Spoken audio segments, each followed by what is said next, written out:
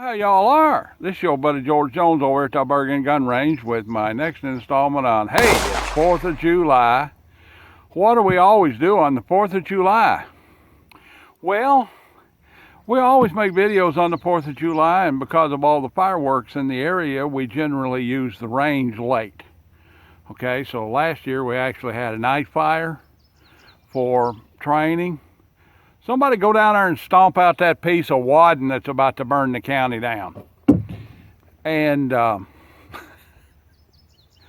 one of the things we routinely do here on the Bergen Gun Range on the 4th of July is shoot cannons. So this year I didn't bring out the big cannons. The powder was a little short, and I didn't bring out the 2-inch mountain howitzer and things like that. So I brought this guy.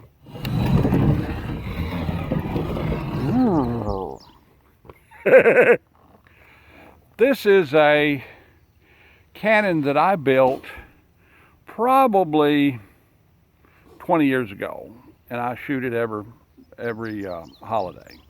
That's a cute little cannon, got cute little wheels on it. It's got a limber stock on it that's made out of an I-beam. So basically what we did was we cut this out of an I-beam, and when I got the cannon barrel done, I just laid it in there, and then we welded it in there with 8016 rod. Okay, and it's all fixed. There's no adjustment or anything. It's just a boomer. Now granted, we have shot pretty good sized ball bearings out of this guy. It is 1.5 inches diameter. We've shot D batteries out of it. A couple of years ago we went out and took D batteries and shot an old leaning barn with it until it fell over. It fell down. It's got some wheels off of I forget what they came off of, but I found a matched set of these cool wheels, cast iron wheels that say made in the USA on them. They're just on this rod, which is a grade 8 bolt, and then I just put a couple of nuts on there and welded them in place, and then put a couple of nuts on the end of them and welded them in place to keep everything where it needs to be. It was a little front heavy, so I fabricated this chunk of lead and bolted it on there, and that gave it a couple of pounds on the back of it and took away the front heaviness of it. I've had this thing for about, 10 or 12 years, and shot a tremendous amount of powder out of it, and we're going to shoot it here in a few minutes. Now, if you take a notion you want to build you your own cannon, and you don't have any machine shop skills, and you think you can take and put 1/4 pound of powder in a water pipe with a cap on the end of it or something like that, just don't. Just don't. Go down to the corner, the local machine shop guy, the local fabricator, and say, hey, I want a model cannon of some size, and do what he says. Now, this is how this gun was built. This thing has got a 7/8 inch wall, okay? And it's a piece of bushing stock that you would normally use to make the bushings for wrist pins on a push arm of a bulldozer or something like that. So you'd slice this stuff up and use it to make bushings for harder pins to keep the the bushing stock. So what we did was we took and we cut union square threads. That's a square thread, okay? Up into it about 2 inches. And then I manufactured a plug to go in it that was union square thread.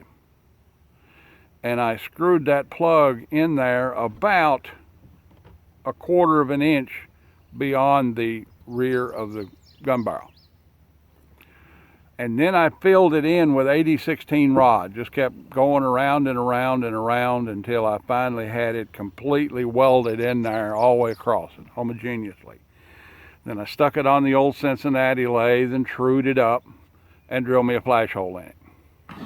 And then using 8016, I fabricated this part, cut it out a little bit, ground it out. It's not perfect, but these are. Used 8016 rod to weld it to the little carriage. And it's held up really good. I put a lot of powder in it. I don't shoot as much powder in it as before.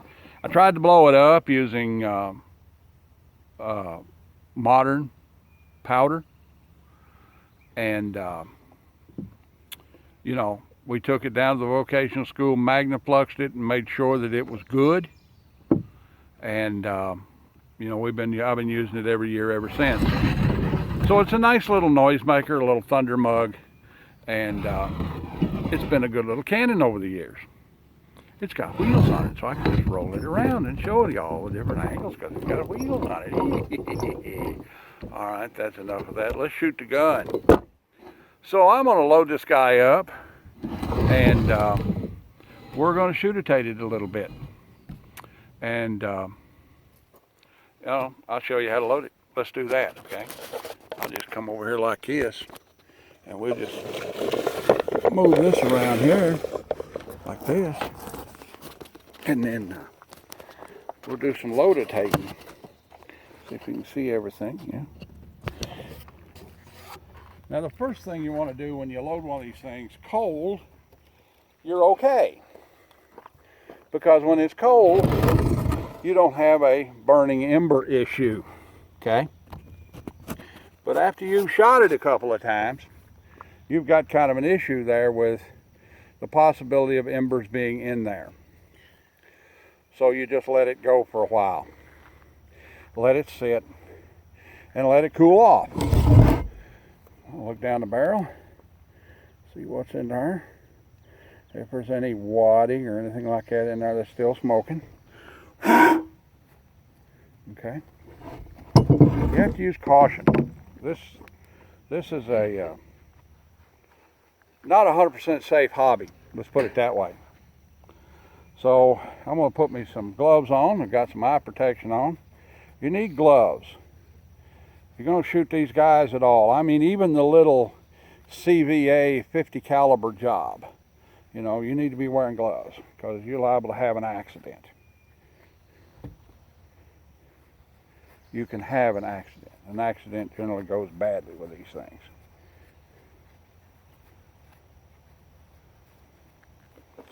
Okay, get down here. I got my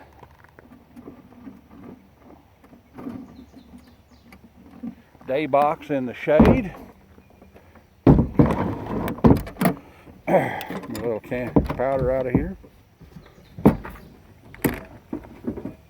Okay. Let's see, those fit that one? No, they don't fit that one. That's right. The day box in the shade. Close him back up. Can't pick up nothing with it.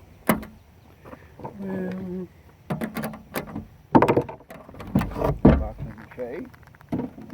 Now, start dealing with a powder measure. I've got a little shot cup that I made up that tells me when I've got a good measure, which that's way too much. And back off that a little bit.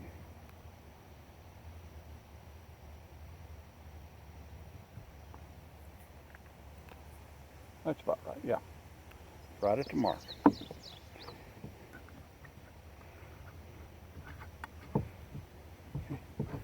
Set that over our side.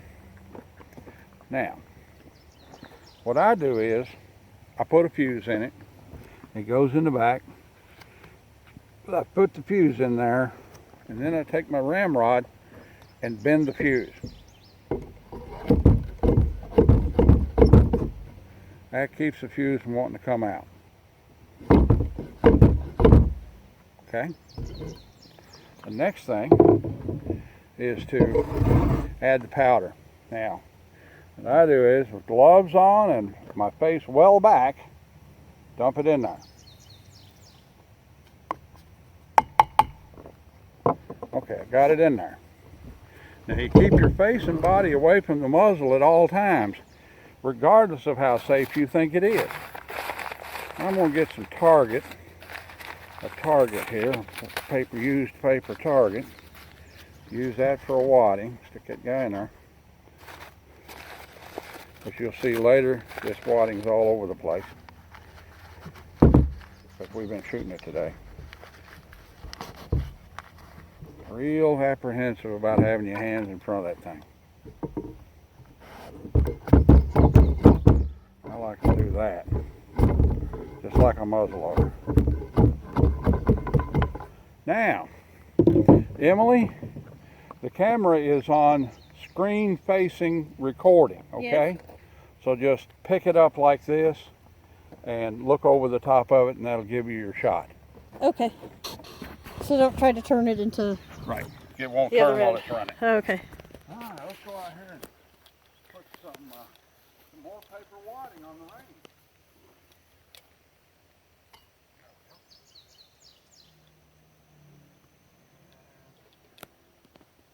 Add a lighter, see?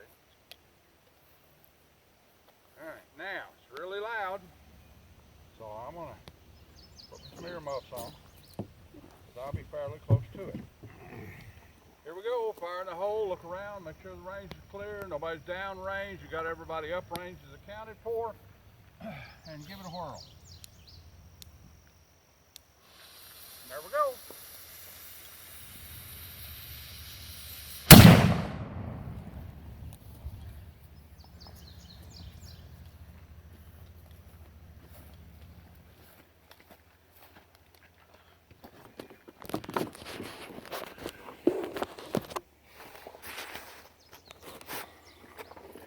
Well, happy 4th of July, everybody.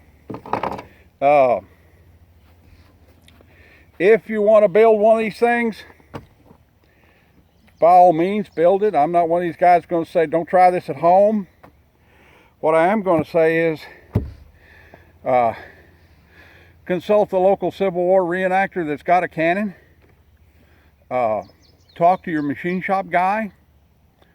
Or look around on the internet. There's some good cannons out on the internet that you can buy that are good, solid machine, homogeneous guns. Expensive? Yeah, they are. But they're all right. Pretty good hobby. I enjoy doing it. I take them to Knob Creek where I can shoot them all year round. And we have a big time with them a couple of times a year. All right then. Like to take Sheriff by, commentate, and some scribble. God bless everybody and happy 4th of July. We'll see y'all.